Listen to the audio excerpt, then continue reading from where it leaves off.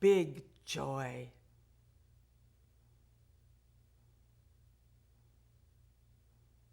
I just came across in my office this drawing that my husband made of one of my pieces, and it was called Harmony at Evening, and it was about my relationship to my husband and how I was always trying to please him. Nothing ever seemed to be enough. And you know, in those days, for a wife to have an interest outside of her children and her home was not very popular with men. It was that long ago. And this was a dance dedicated to him, where I was trying to be the nice wife. And James saw this dance, and he immediately responded to it and thought, you know, she's the kind of woman I'd like to work with. So I always keep this as a memory of both my husband and James. So that's where we first met. It was quite accidental. And it was done in my studio with just a few people in attendance, but we were a small community of artists who did a lot of interchange at that time. It's gotten to be kind of a metropolis by now, but then it was really just a handful of us that were doing new things. That's where I first met him. In retrospect, I realized how special it was. During that time, it was just the natural thing to be doing, and we were very free and open-ended and not very self-aware of what we were doing was of any particular importance. It was a lot of fun, a lot of excitement, a lot of cross-pollination between us. For example, in New York, where the dance scene was taking place, it was very different than what I was doing here, because I was essentially pretty much alone as a dancer. I mean, I didn't relate at all to the other kind of dance that was going on, which was much more traditional and conventional.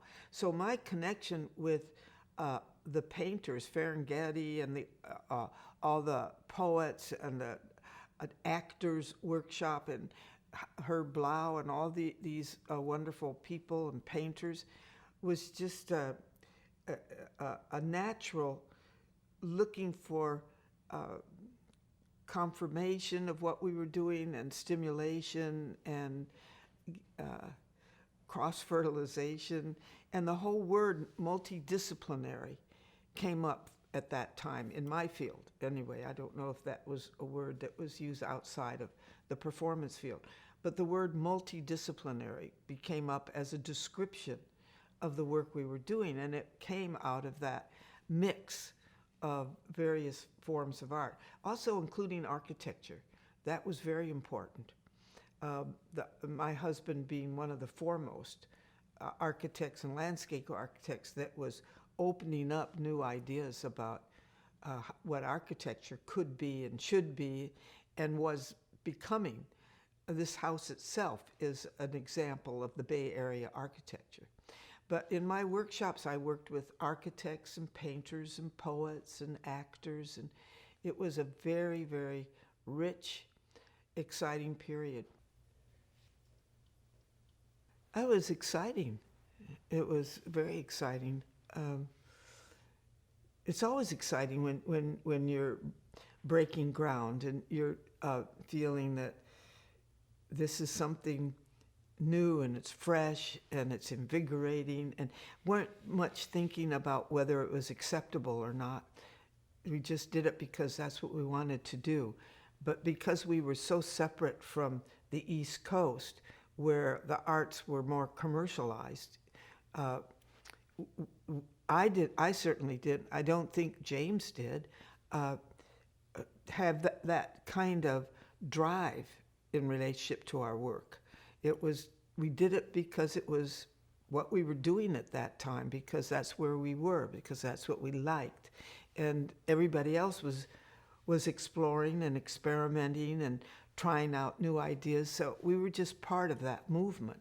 And I don't think we were very self-conscious about it or probing in any profound way. We were just, it was like discovering a new territory. It was breaking boundaries and opening up new possibilities.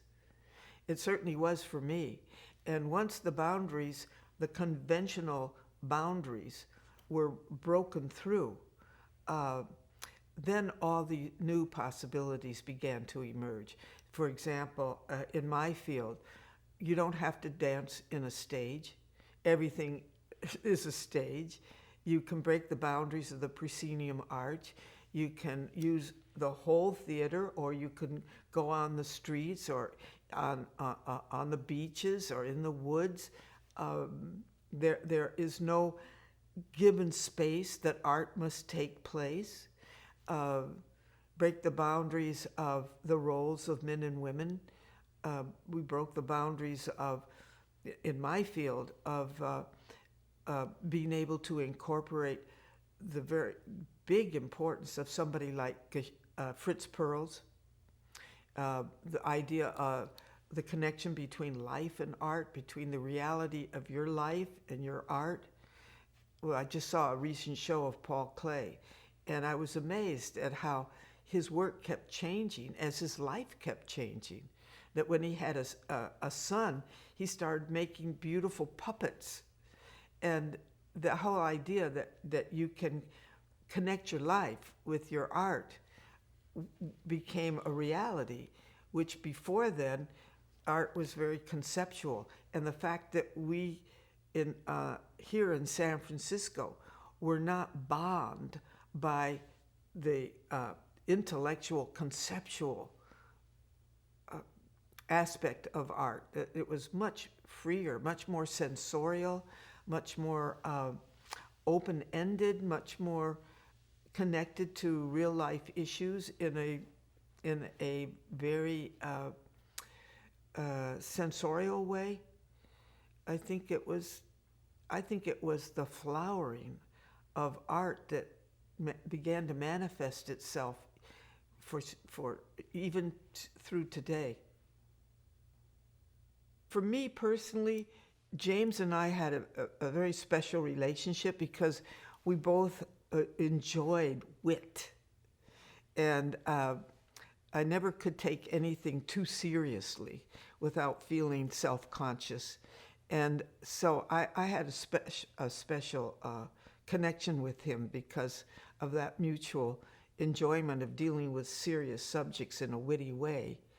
So that was my special connection with him. It was collaborative. There was one in Rights of Women called Mr. Mouse. And what I did with it was so different than what he might have imagined could happen with it.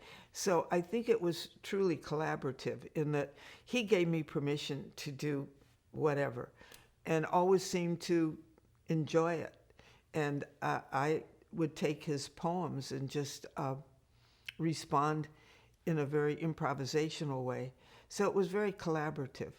The tradition of modern dance was very serious and ponderous and self-righteous, and it was kind of refreshing to break away from that. And I think it's still pretty true. You know, I think dancers do tend to take themselves very seriously. That's why I think we were good collaborators. I think he also saw a dance I did called the Slade series, The Lonely Ones. I did that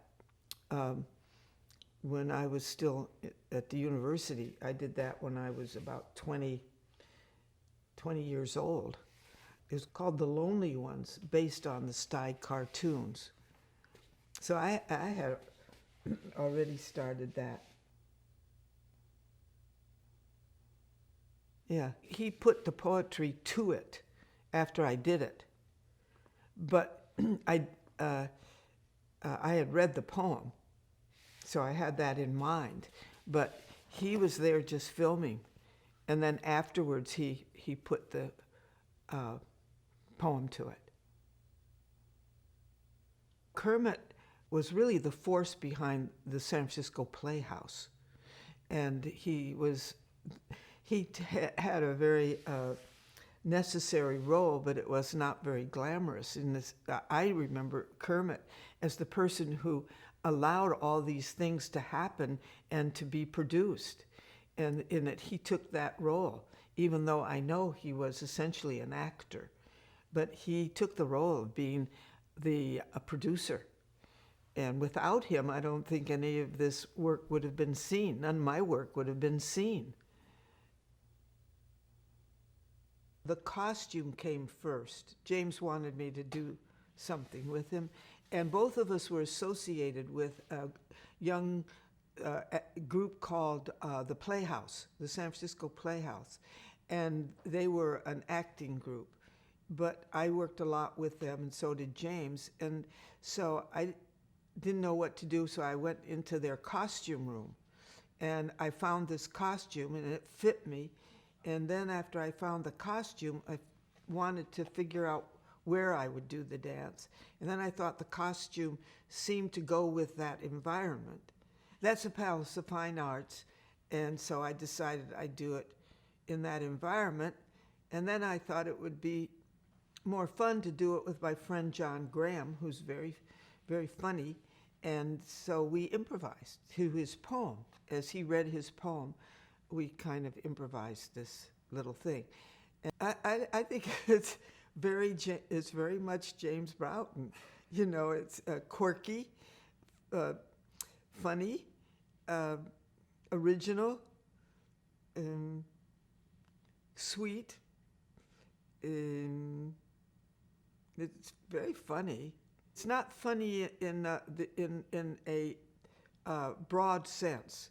It's any more than James was ever funny in a broad sense. It always had a particular quirky flavor, very original. So I like it. Yeah.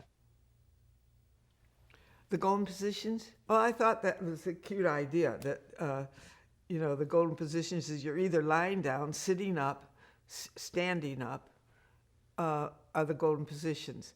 And I thought that was, I had never thought about that before. And I liked the name he gave to it, the golden positions. And I thought, well, that's true. You're either lying down, sitting up, standing up, or moving through space. So that's what stimulated me to do that dance, because I was either standing up, lying down, sitting up to stand up. And so I based this dance on that idea. I wanted to just sort of phase out, and it just occurred to me that would be a good way to phase out, to just put everything in this little shoe who would sort of start moving through space.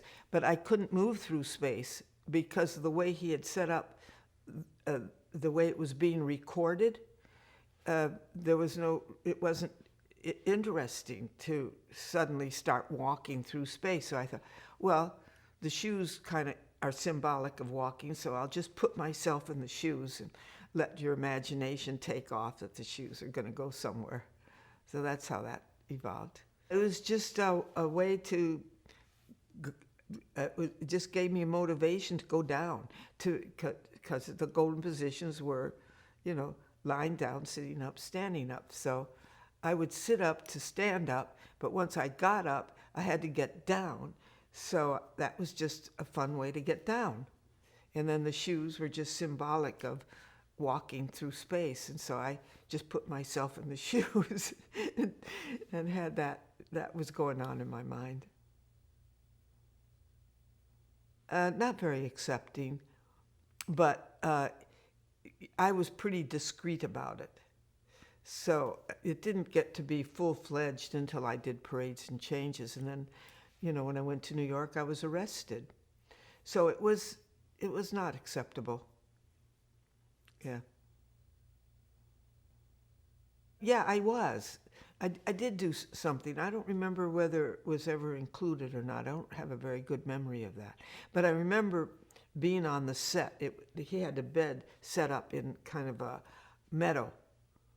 And I remember something about doing something with John Graham, but I don't remember whether it got included. The bed. I remember the bed. I remember it sitting in a meadow, and I remember doing something, but I don't remember anything more about it. Well, Alan, I remember, lived in a houseboat next to Varda, and there was always a little groupie around Varda and Alan, who was took the role of a guru, and he introduced into the community the ideas of that came from from Asia, and what I'm trying to remember whether is that Zen. He introduced Zen, and there were a group of artists who were particularly influenced by Alan and his Zen philosophy. But I wasn't that connected to Alan. But all of us went to Varda's barge all the time for wild parties, and Alan was generally there. Just wild. But we weren't into drugs at that time. It wasn't the drug period at all. It was just fun. It was just, going to a party with your friends and having a good time. Oh yeah, I remember this one. This is it, and I am it, and you are it, and so is that, and he is it, and she is it, and it is it, and that is that. I remember that's a good one. Oh, it is this, and it is thus, and it is them, and it is us, and it is now, and it is, and here we are. So this is it. That's so typical. Yeah. I mean, that's so original, isn't it? He's really saying something very profound. He's saying the Zen attitude about being present, and but he puts everything into such a way that it's not only clever, but it's amusing, and it's so original. I don't know any other poet that has that kind of succinctness. Broughton had it sometimes in a certain way, but like his piece called The Flour Burger instead of the hamburger. I don't know if we did a piece to that, to the Flour Burger. Yeah, but it's just so few words say so much. Well, he was married to Susanna, and she also worked on costumes with me, because she too was connected to this little circle around the playhouse. And they had a child, two. And James was discovered he was gay, and I think that I don't know what the marriage was for him. Well, they worked together so closely. She as a designer, and she was part of the Playhouse group. So I wasn't surprised. And at that time, the issues of being gay was not very evident. It wasn't on my mind. And I just thought, well, it was a nice friendship. And I didn't think much more about it. They'd been working together a lot. And in retrospect, I probably would have just imagined, well, that was a nice stabilizing force in his life. But I didn't think about it very much other than that.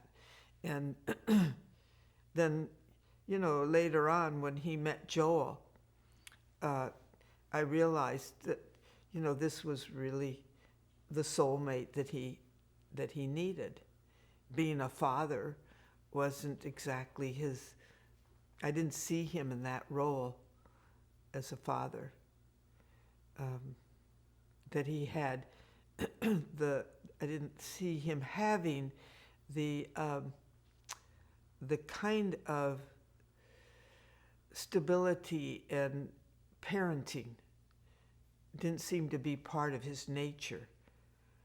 But I didn't think much more about it. The egg is in the star, and the star is in the thistle, and the thistle is in the spider web, and the wind is in the whistle. The milk is in the cloud, and the cloud is in the puddle, and the puddle is in the bullpen, and the cow is in the cuddle. The sea is in the fish is chicken-hearted, the chicken is in the hen house, and the egg is where you started. Oh, that's so James. Again, it's just that it's not just wit, it's whimsy.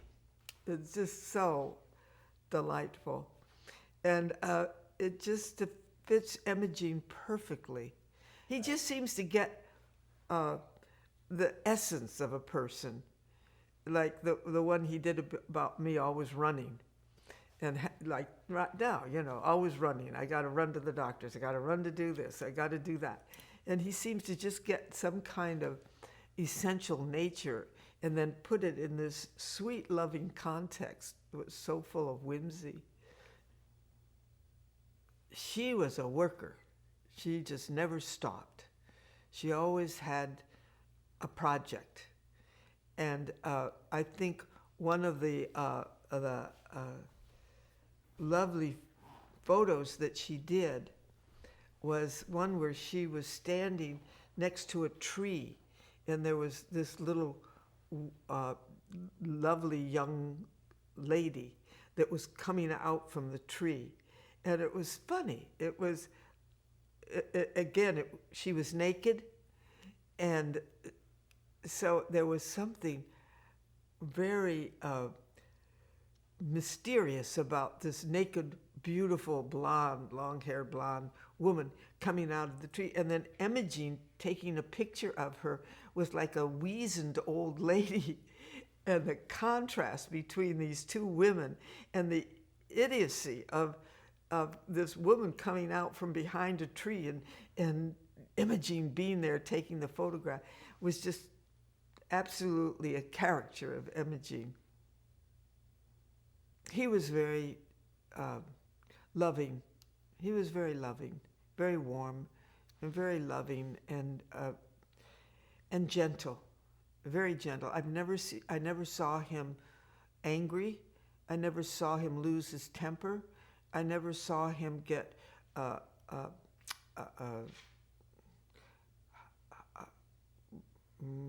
hustled. I never saw him, but a very calm, loving, gentle person who enjoyed, a good laugh. But I knew there was another side to him. I knew there was a side of depression. I knew something about his family background and being somewhat of a misfit, but it was never acted out. I never saw him acting out his issues. And it was just always fun and pleasant and delightful to be with him. I thought he was unique. I respected him as an artist, and I thought that he was sensitive. And the fact that that he understood me so well was very satisfying. I think it'd be relevant for any day.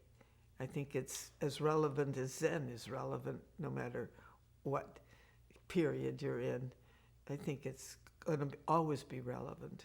I don't think it's stylistic at all. I think it's very unique and individual, but it doesn't represent a movement that will come in vogue and then leave. It's of its own. Do you know what I mean? It's not just a passing movement. Now we're into the abstract movement. Now we're into the, postmodern movement. Now, blah. It's more universal than that. This is it. Especially, this is it. I think it's underlying all of his poetry, the appreciation of the moment. He wasn't here when he became an old man. He'd already moved away. He and Joel had a place up in Oregon or Portland or something. So I didn't really see him as an old man. He'd gone by then, seeking. And I think his relationship with Joel gave him a whole new life that was responsive to something that had been missing in his life, and that gave him great comfort and satisfaction. And so I think moving away from San Francisco was important for him, because San Francisco was no longer what it was when he was doing his creative work. It was a different culture here, as it is now. James Broughton was a darling man in my life. James Broughton was a free spirit, like a nymph. James was a loyal friend. James Broughton was a brilliant, witty, humorous, profound soul. James Broughton was a delicate, tender, fragile spirit. James Broughton was like a sprite. I could see him running wild in the woods. I could see him running with the wind against his face. I could see him laughing merrily as he moved around the parks in San Francisco and on the beach and in the meadows, collecting wildflowers. I could see James Broughton playing the part of King Lear in a whole new costume.